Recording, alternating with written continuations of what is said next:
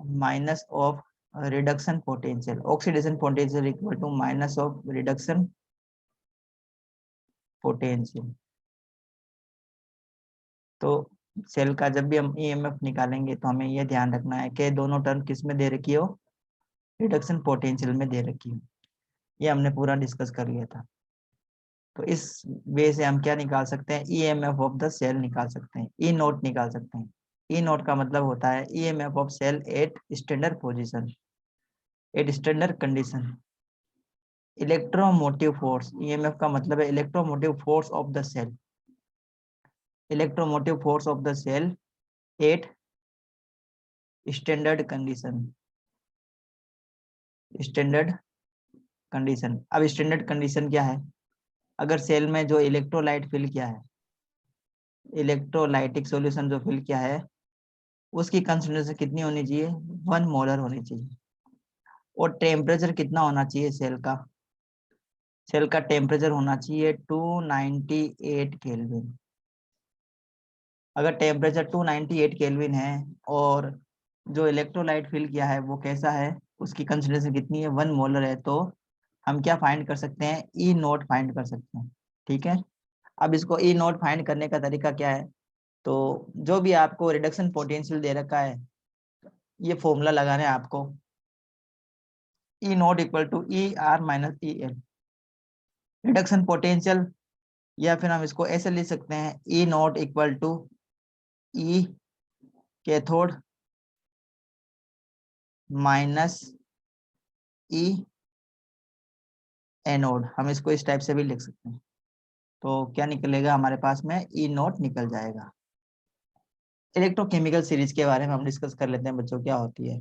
तो electrochemical series में elements का अरेंजमेंट है, किस टाइप से हमने एलिमेंट को अरेंज किया है, according to their decreasing order of electrode potential value.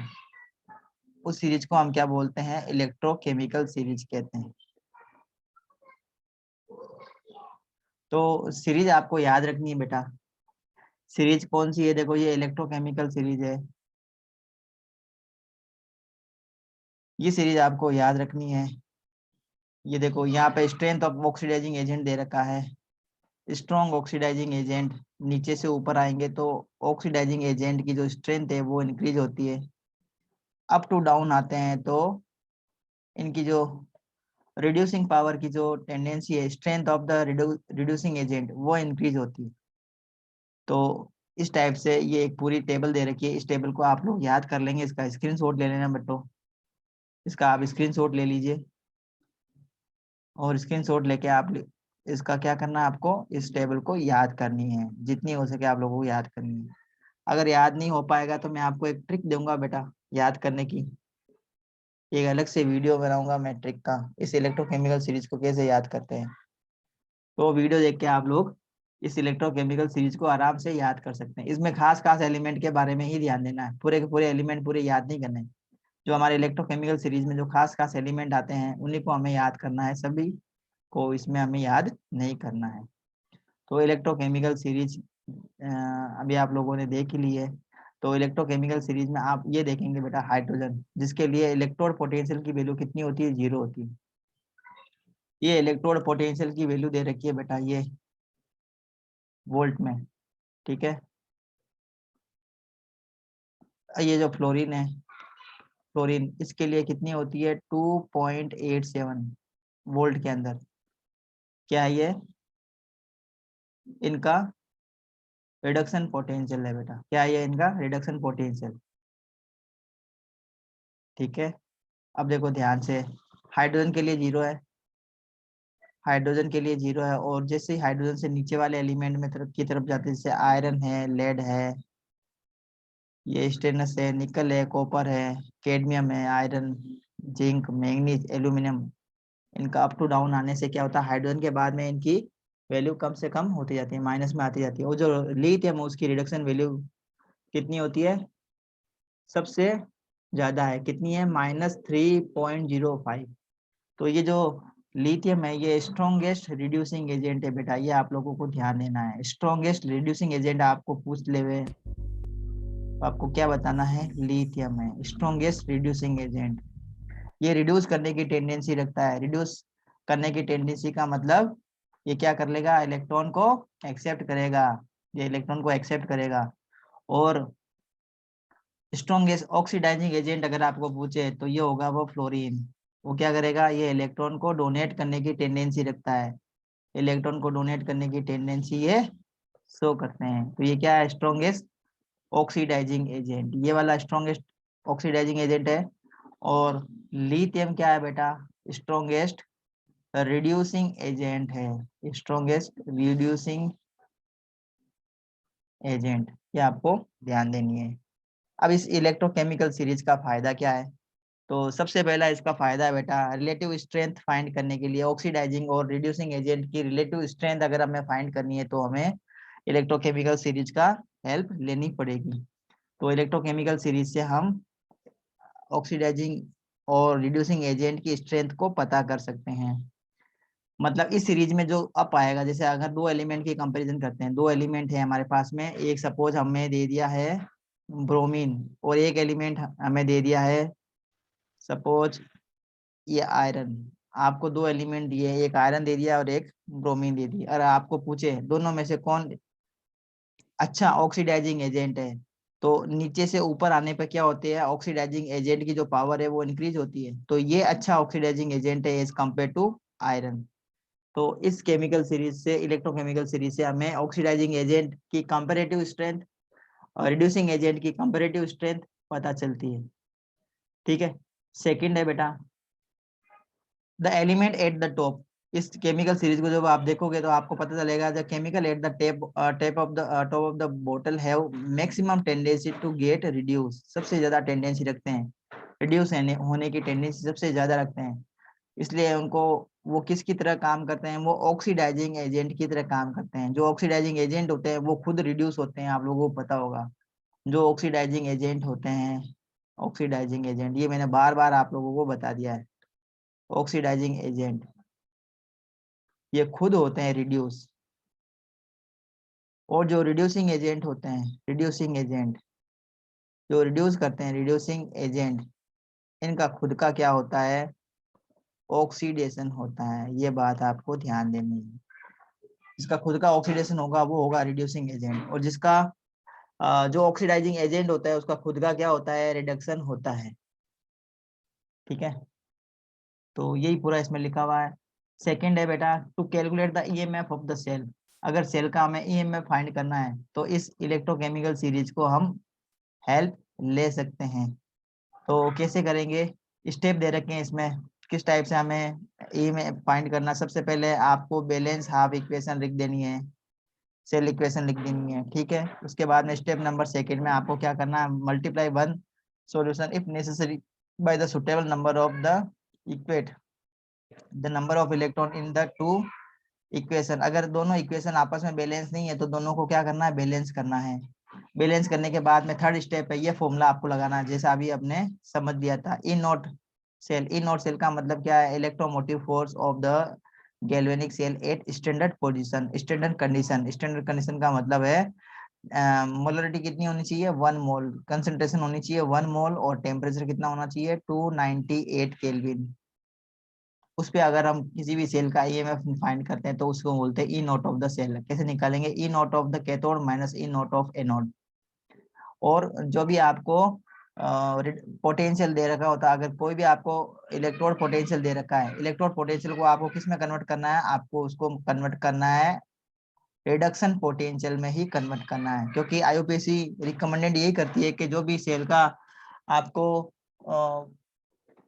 EMF find करना है तो उसको सबसे पहले आप किस में कन्वर्ट करोगे, उसको उसके रिडक्शन पोटेंशियल में आप कन्वर्ट करेंगे। तो ये स्टेप है, इसको फॉलो करके हम ईएमएफ फाइंड कर सकते हैं। एक न्यूमेरिकल क्वेश्चन दे रखा है बच्चों, देखो ध्यान से। हाफ इक्वेशन दे रखी है सेल की, देखो जिंक ऑक्सीडाइज होता है Zn+2 में। कंसंट्रेशन दे रखी है 1 मोलर है सॉल्यूशन की, जिंक सल्फेट की। और दूसरा जो हाफ सेल दिया है वो लेड है, और लेड क्या हो रहा है बेटा, लेड का ऑक्सीडेशन हो रहा है, और वो किस में कन्वर्ट हो रहा है, लेड मेटल के अंदर कन्वर्ट हो रहा है। अब इसके लिए हमें क्या फाइंड करना है, ईएमएफ फाइंड करना है। इस सेल के लिए हमें क्या फाइंड करना है, ईएमएफ।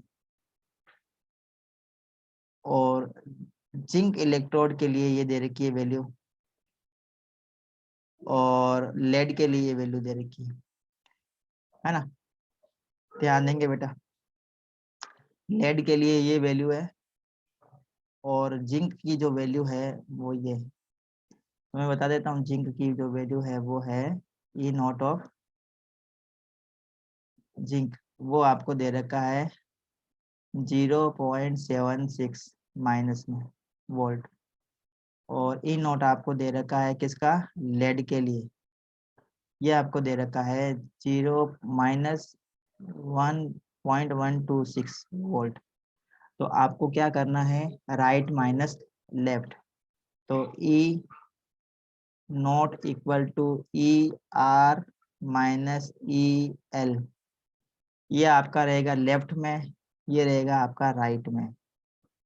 ठीक है, राइट की वैल्यू कितनी दे रखी है, दे रखी है माइनस में 0.126, माइनस का साइन लगा देंगे, फिर हम लगा देंगे ब्रैकेट, और फिर क्या लिख देंगे, फिर हम लिख देंगे 0.763। इसको कैलकुलेट करेंगे, आपका ई नोट आ जाएगा सेल का। तो ये आंसर आ गया बेटा, ध्यान से देखेंगे, ये आंसर आ जाएगा। इस टाइप से आप इसको कैलकुलेट करेंगे। तो न्यूमेरिकल समझ में आ गया बच्चों। थर्ड इसका एप्लीकेशन है predicting possibility of the reaction, reaction possible होगी या नहीं होगी उसको प्रिडिक्ट करता है कौन, इलेक्ट्रोकेमिकल सीरीज से हम पता कर सकते हैं। इलेक्ट्रोकेमिकल सीरीज से हम पता कर सकते हैं कि कोई भी रिएक्शन पॉसिबल है या नहीं है, कोई भी रिएक्शन पॉसिबल है या नहीं है। मतलब अगर आपका ई नोट सेल, ई नोट सेल क्या आता है बेटा, अगर पॉजिटिव आता है, ई नोट सेल कैसा आता है, पॉजिटिव, तो वो सेल रिएक्शन पॉसिबल है। और अगर आपका ई नोट सेल क्या आ जाता है, ई नोट सेल नेगेटिव आ जाता है, तो वो सेल रिएक्शन पॉसिबल नहीं है, वो गैल्वेनिक सेल ही नहीं बनेगा, वो गैल्वेनिक सेल पॉसिबल नहीं है। ये बात आपको ध्यान देनी है। अगर वैल्यू कैसी आ जाए, नेगेटिव आ जाए, तो सेल रिएक्शन नहीं होगी, और अगर सेल रिएक्शन होगी इसका मतलब ई नोट कैसा आना चाहिए, आपका पॉजिटिव आना चाहिए। पॉजिटिव आएगा तो रिएक्शन कैसी होगी, पॉसिबल होगी, फिजिबल रिएक्शन होगी। इतनी बात आप लोगों को समझ में आ गई बेटा। ई नोट सेल कैसा होना चाहिए, पॉजिटिव होना चाहिए, तो सेल रिएक्शन पॉसिबल होगी, सेल रिएक्शन होगी, और सेल क्या करेगा, इलेक्ट्रिसिटी प्रोवाइड करेगा। और अगर ई नोट सेल क्या आ रहा है, नेगेटिव आ रहा है, तो सेल रिएक्शन पॉसिबल नहीं है और वो सेल नहीं बनेगा, वो एग्जिस्टेंस में नहीं होता है सेल। ठीक है बेटा। और फोर्थ इसका एप्लीकेशन इलेक्ट्रोकेमिकल सीरीज का, to predict whether a metal can liberated hydrogen from the acid और नॉट। तो ये एक इसका भी एप्लीकेशन है कि इससे हमें पता चलता है कि मेटल हाइड्रोजन को लिबरेट करेगी या नहीं करेगी। तो ये इसका एप्लीकेशन है बेटा। ठीक है, तो कुछ न्यूमेरिकल क्वेश्चंस दे रखे हैं, जैसे ये एक न्यूमेरिकल क्वेश्चन दे रखा है। Example number 22. Iodine and bromine are added to a solution containing iodide and bromide ions. What reaction would occur if the concentration of each species is 1 molar? The electrode potential for the reaction. तो electrode potential भी दे रखा है बेटा, देखो ये इसके लिए दे रखा है आयोडीन के लिए, और ये दे रखा है ब्रोमीन के लिए। ठीक है, अब आप लोगों को इलेक्ट्रोकेमिकल सीरीज से पता करना है किसका रिडक्शन होगा, किसका ऑक्सीडेशन होगा। सिंस द रिडक्शन पोटेंशियल, देखो reduction potential of bromine is more than that of iodine, तो ब्रोमीन का रिडक्शन पोटेंशियल ज्यादा है, ब्रोमीन का रिडक्शन पोटेंशियल ज्यादा आयोडीन के कंपैरिजन में। ठीक है, it means the iodine, it means the bromine can readily reduce, तो ब्रोमीन रिड्यूस हो जाएगी, जबकि जो आयोडीन है ना ये रिड्यूस नहीं होगी। तो ये रिड्यूस हो रही है, तो देखो ये रिएक्शन पॉसिबल होगी, ये वाली रिएक्शन होगी, ब्रोमीन प्लस आयोडीन, आयोडाइड क्या बनेगी, ब्रोमाइड, और आयोडीन लिबरेट होगी। अब इस रिएक्शन के लिए हमें क्या निकालेंगे, अब इसके लिए हम ईएमएफ फाइंड कर लेते हैं। तो ईएमएफ इक्वेशन नंबर 1 और 2, ये इक्वेशन नंबर इसको 1 मान लो, इसको नंबर 2 मानो। तो कैसे फाइंड करना है, E naught equal to E R minus E L, find कर लेंगे इसे हम फाइंड कर लेंगे ना बेटा। तो हमारे पास में वैल्यू आ जाएगी 0.54, 0.54 वोल्ट, ये हमारे पास में वैल्यू आ गई ई नॉट ऑफ सेल की। तो इस टाइप से ये न्यूमेरिकल सोल्व करेंगे।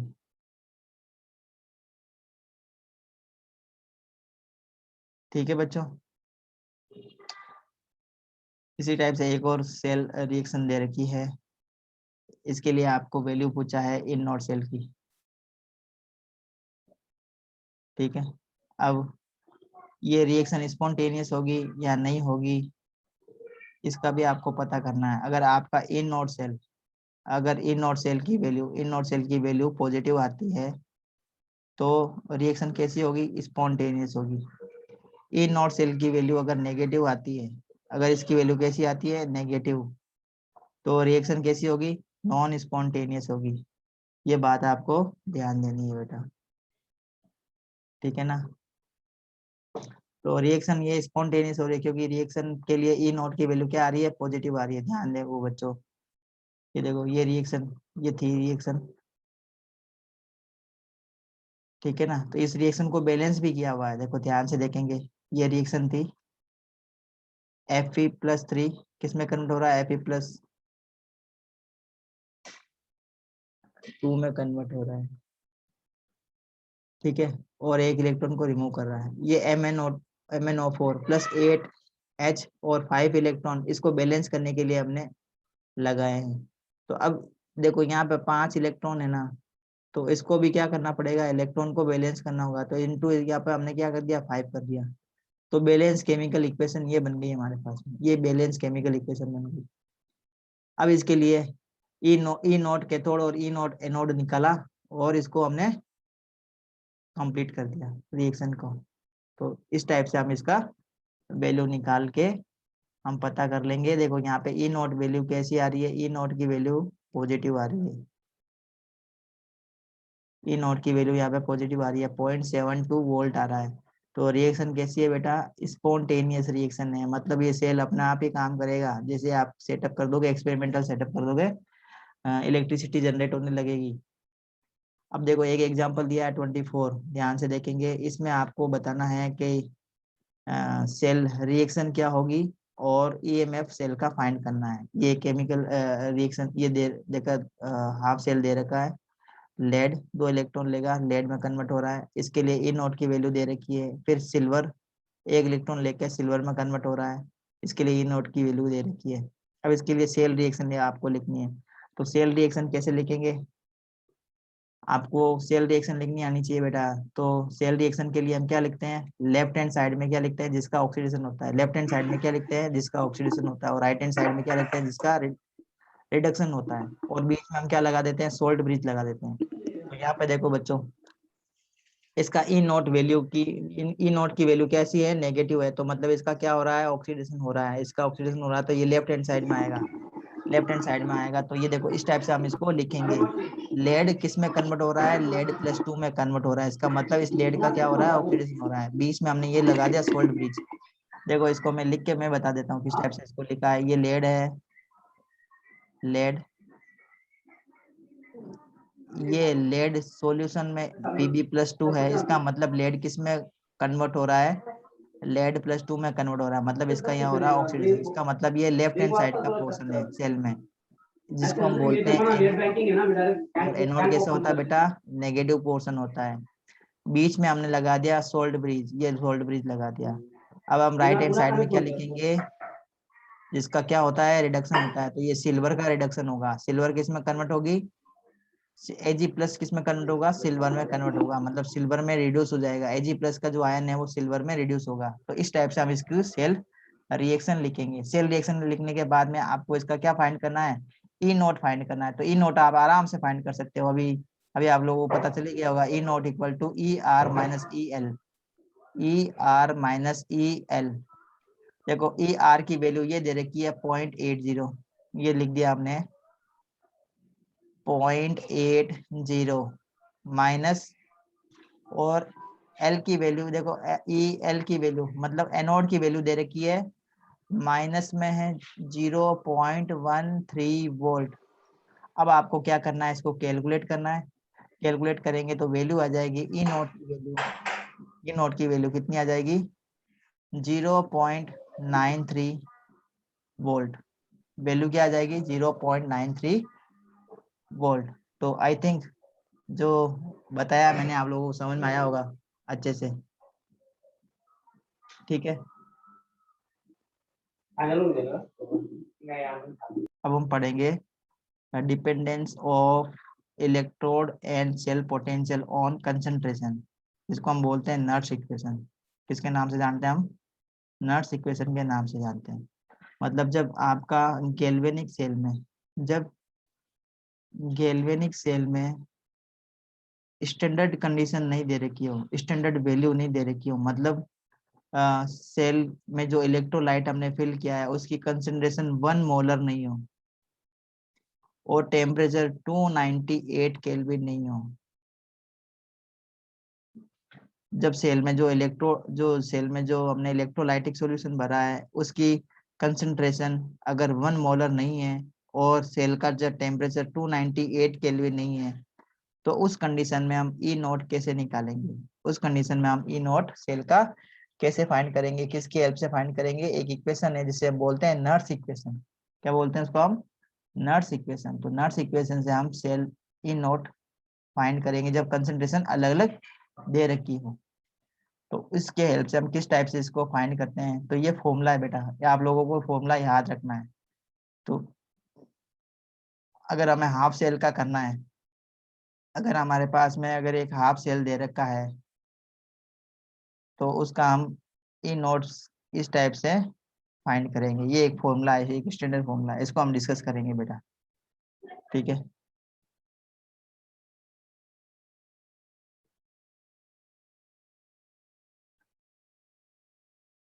ठीक है बेटा, तो इसको मैं बता देता हूँ किस टाइप से हम इसको फाइंड करेंगे। नर्स इक्वेशन से हम कैसे ईएमएफ को फाइंड करते हैं, किसी भी सेल के ईएमएफ को फाइंड करना है नर्स इक्वेशन से, तो हम कैसे उसको फाइंड करेंगे? तो ध्यान देंगे बेटा। अब हम पढ़ने जा रहे हैं नर्स इक्वेशन। तो 1 मिनट बच्चों। इसमें जिंक और कॉपर के इलेक्ट्रोड है, अगर जिंक और कॉपर के इलेक्ट्रोड है तो किस टाइप से हम इसमें नर्स इक्वेशन एप्लीकेबल करेंगे? तो हमें पता है बेटा रिएक्शन क्या होती है, जिसे मेटल है, एन इसकी वैलेंसी है, ये क्या करेगा? एन इलेक्ट्रॉन को एक्सेप्ट करेगा, एन इलेक्ट्रॉन को एक्सेप्ट करके किस में कन्वर्ट हो जाएगा? ये मेटल में कन्वर्ट होगा, ठीक है ना। जैसे एग्जांपल देता हूँ बेटा, जिंक Zn+2, ये क्या करेगा? इलेक्ट्रॉन लेके जिंक में कन्वर्ट होगा। इसका मतलब इसका क्या हो रहा है? हमने यहाँ पे लिखा है इसको रिडक्शन के मैनर में हमने इसको लिखा है, इसका हमने रिडक्शन के वे में इसको रिप्रेजेंट किया है, ठीक है। अब देखो हम इसके लिए नर्स इक्वेशन, इस इक्वेशन के लिए हम किस टाइप से लिखाएंगे? इसके लिए अगर हमें नर्स इक्वेशन लिखनी है तो हम लिखेंगे E equal to E naught of the cell minus R T divided by N F L N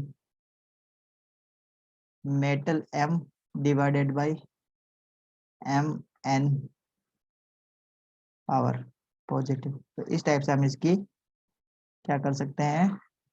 E find कर सकते हैं, ठीक है। किस फॉर्म में बेटा? रिडक्शन के फॉर्म में हम इसको फाइंड कर सकते हैं। देखो अब ये जिंक के केस में इसको एप्लीकेबल करना है तो इसको कैसे करेंगे? E equal to E naught minus R divided by R T divided by N F L N, यहाँ आप लिख देंगे जिंक डिवाइडेड बाई Zn+2। इस टाइप से हम इसकी क्या फाइंड करेंगे? ई फाइंड करेंगे। ई का मतलब है electrode potential of the zinc, electrode potential of zinc half cell. Electrode, इसको मैं लिख देता हूँ electrode potential of zinc half cell, zinc half cell का इलेक्ट्रोड पोटेंशियल, जिसको हम ई से रिप्रेजेंट करेंगे। ई नोट का मतलब क्या है? स्टैंडर्ड कंडीशन में जिंक हाफ सेल का इलेक्ट्रोड पोटेंशियल कितना होता है उसको हम बोल देंगे ई नोट, यहाँ पे माइनस का साइन है बेटा, ध्यान देना, यह माइनस का साइन है। ठीक है, इसी टाइप से अगर हमें किसी दूसरे इलेक्ट्रोड का निकालना है तो हम निकाल सकते हैं। अब देखो इन दोनों को अब अगर हम एप्लीकेबल करते हैं, effect of electrolyte concentration and temperature on the EMF, तो क्या फर्क पड़ता है। देखो पूरे एक नर्स इक्वेशन को एक फॉर्म में लिख देते हैं। जैसे हमारे पास में ये रिएक्शन है Zn कॉपर, ये एक्वस फॉर्म में है, ये किस में कन्वर्ट होगा Zn+2 में, और कॉपर इस टाइप से लिखेंगे। तो इसके लिए हम नर्स इक्वेशन एप्लीकेबल करेंगे, तो इसको हम कैसे लिखेंगे बेटा, नर्स इक्वेशन के फॉर्म में इसको कैसे लिखेंगे, इसको लिखेंगे E Zn+2 Zn, मतलब हम किस फॉर्म में लिख रहे हैं, रिडक्शन के फॉर्म में लिख रहे हैं, रिडक्शन पोटेंशियल के फॉर्म में लिख रहे हैं। तो इसको हम लिख देंगे equal to E0 Zn+2 divided by Zn plus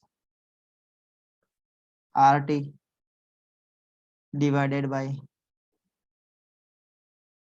2F, ध्यान देना Ln, और यहाँ हम लिख देंगे Zn+2।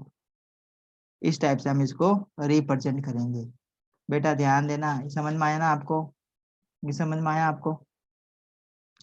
इसी टाइप से अगर हमें कॉपर के लिए निकालना है, फॉर कॉपर सॉलिड से किस में कन्वर्ट हो रहा है, कॉपर में ये रिड्यूस हो रहा है, कॉपर+2 में रिड्यूस हो रहा है एक्वस में। तो इसके लिए हम ये नर्स इक्वेशन किस टाइप से लिखेंगे, तो इसके लिए लिख देंगे हम E copper copper equal to E0 of copper copper minus, अब हमने इसमें रिडक्शन पोटेंशियल के फॉर्म में लिख रहे हैं तो यहाँ पे आ जाएगी वैल्यू बेटा प्लस की, प्लस RT, और n की वैल्यू क्या है, यहाँ पे n की वैल्यू है 2, क्योंकि 2 इलेक्ट्रॉन का ट्रांजेक्शन हो रहा है, 2 मोल इलेक्ट्रॉन का ट्रांजेक्शन हो रहा है यहाँ पे। तो यहाँ लिख देंगे 2F, यहाँ लिख देंगे Ln, और यहाँ पे लिख देंगे कॉपर+2। ठीक है, एक्वस के अंदर। अब अगर हमें ओवरऑल सेल रिएक्शन लिखनी है, ओवरऑल सेल रिएक्शन, तो कैसे लिखेंगे, दोनों इक्वेशन को इक्वेशन नंबर 1 और इक्वेशन नंबर 2 दे देते हैं। इसको इक्वेशन नंबर 1 लिखते हैं, इक्वेशन नंबर 2 लिखते हैं। इन दोनों रिएक्शन को हम कंबाइंड फॉर्म में अगर हमें लिखना है तो हम इसको इस टाइप से लिखेंगे, ध्यान देना। तो ये हमने लिख दिया इसको E0 of cell equal to E0 E cell equal to E0 cell minus, यहाँ हम लिख देंगे 0.0529, क्या लिख देंगे 0.0591 डिवाइडेड बाई, यहाँ पे हम लिख देंगे बेटा नीचे, इसको हम जब हम कैलकुलेट करेंगे तो यहाँ पे नीचे लिख देंगे 2। ठीक है, और यहाँ हम लिख देंगे log Zn+2 डिवाइडेड बाई कॉपर+2। ये इक्वेशन हम इसमें लिखेंगे। ठीक है बेटा, बात समझ में आ रही है। अब इसमें 2 इलेक्ट्रॉन का ट्रांजेक्शन हुआ, इसलिए हमने यहाँ पे n की वैल्यू कितनी लगाई है, 2 लगाई है। अगर आपको कोई भी एक रिएक्शन दे देते हैं, एक सेल रिएक्शन दे दिए, जैसे कोई भी एक सेल रिएक्शन है, सपोज ए सेल रिएक्शन जिसमें ए और बी एक्स और वाई बना रहे हैं, तो यहाँ पे हमने इसके ले लिए number of moles of A, number of moles of B react and form X mole of X and small Y mole of Y. तो इसके लिए हम नर्स इक्वेशन किस टाइप से लिखेंगे, ध्यान देना बेटा। तो इसके लिए हम नर्स इक्वेशन लिख देंगे ई सेल, ये एक एग्जांपल है, यहाँ पे कुछ भी हो सकता है ए और बी की जगह। ठीक है, तो हम इसके लिए ई सेल निकालेंगे at the given temperature and concentration, यहाँ लिख देंगे E0 of cell minus RT अब यहाँ पे आर क्या है, गैस कांस्टेंट, टी मतलब टेम्परेचर, टेम्परेचर दे रखा होगा क्वेश्चन में, वो हम लगाएंगे, डिवाइडेड बाय एन एफ, और यहाँ लिख देंगे एल एन, और यहाँ लिख देंगे X to power X, Y to power Y, divided by A to power A and B to power B. तो इस टाइप से हम इसको लिखेंगे, इसको सॉल्व करेंगे। एक इस पे न्यूमेरिकल क्वेश्चन ले लेते हैं नट्स इक्वेशन पे, तो आप लोगों को समझ में आएगा किस टाइप से हम इसको फाइंड करते हैं। तो ध्यान से देखेंगे और उसको समझने की कोशिश करेंगे। एक इक्वेशन लिख रहा हूँ बेटा, इक्वेशन लिख रहा हूँ मैं, ध्यान से देखेंगे इसको और समझेंगे। सबको दिखाई दे रहा है ना बेटा, और सबको समझ में आ रहा है? एक क्वेश्चन मैंने लिखा है, calculate the electrode potential of A copper dipped in 0.1 molar of copper sulphate solution. और उसकी मोलरिटी कितनी दे रखी है? 0.1 मोलर दे रखी है, मतलब नट्स इक्वेशन हमें लगानी है यहाँ पे, क्योंकि स्टैंडर्ड वैल्यू नहीं दे रखी है, स्टैंडर्ड वैल्यू होती है 1 मोलर। तो अब हमें यहाँ पे फाइंड करना 25 डिग्री सेल्सियस, 25 डिग्री सेल्सियस दे रखी है, टेम्परेचर तो 25 दिया है। अब हमें फाइंड करना है द स्टैंडर्ड इलेक्ट्रोड, देखो स्टैंडर्ड इलेक्ट्रोड पोटेंशियल कॉपर के लिए दे रखा है, ऑफ कॉपर इज 0.34 वोल्ट, ये दे रखा है।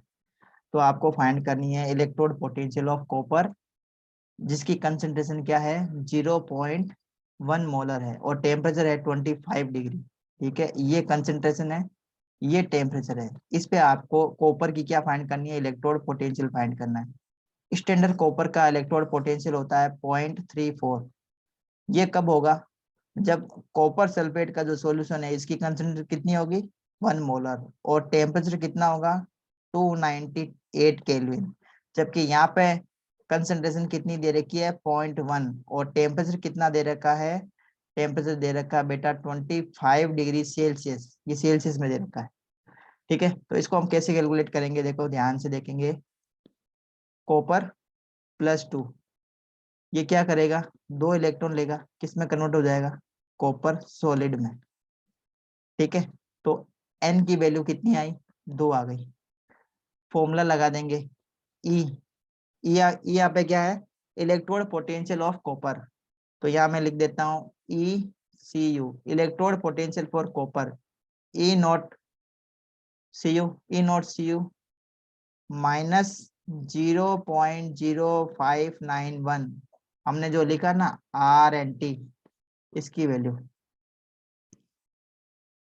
0.059 डिवाइडेड बाई एन, यहाँ पे आएगा एन। अब एन की वैल्यू कितनी है बेटा? 2 है, तो मैं यहाँ पे डायरेक्ट ही क्या लिख देता हूँ? एन की जगह क्या लिख देता हूँ? डायरेक्ट ही 2 लगा देता हूँ यहाँ पे, ये मैंने लगा दिया 2, और यहाँ पे मैंने लिख दिया log 1/CU2+, ये लगाया मैंने फॉर्मूला। अब देखो ध्यान देंगे, ECU हमें फाइंड करना है, E0 CU हमें दे रखा है, कितना दे रखा है? ये दे रखा है बेटा 0.34 माइनस 0.059 डिवाइडेड बाई 2, और यहाँ पे हम लिख देंगे log 1/0.1। तो इसका हमें इसका log फाइंड करना है। log फाइंड करने के बाद में इसको सॉल्व करेंगे, तो ई कॉपर आ जाएगा 0.34, इसको पूरे को सॉल्व करेंगे तो ये आएगा 0.02955। तो ई कॉपर आ जाएगा 0.31045 वोल्ट। ये इसका आंसर, ये इसका आंसर आ गया इस क्वेश्चन का। ठीक है, समझ में आया? समझ में आया बच्चों? समझ में आया क्या? अब एक और क्वेश्चन ले लेता हूँ और समझा देता हूँ, वो आप लोगों को करना है, करने की कोशिश करेंगे बेटा। जिंक रोड है, जिंक रोड है जो किसमें डूबी है, इसी के सॉल्यूशन में डिप्ड है। Zinc road dipped in 0.1 molar of zinc sulphate solution. कौन सा है? जिंक सल्फेट में डूबी है, 0.1 मोलर है, ठीक है। और सोल्ट जो है वो 95% डिसोसिएट होता है, 95% डिसोसिएट होता है, ठीक है। और टेम्परेचर दे रखा है 298 केल्विन पे।